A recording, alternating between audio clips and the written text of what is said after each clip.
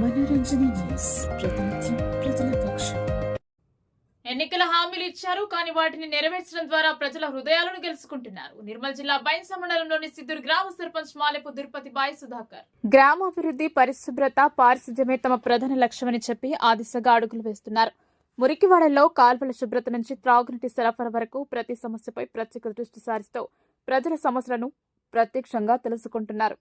ప్రతిరోజు పంచాయతీ సిబ్బందితో సమీక్షలు నిర్వహిస్తూ గ్రామ పరిశుభ్రత కార్యక్రమాలను పర్యవేక్షిస్తున్నారు. సర్పంచ్ మాలెపు దుర్పతి బాయ్ సుధాకర్ స్పష్టంగా చెబుతున్నారు.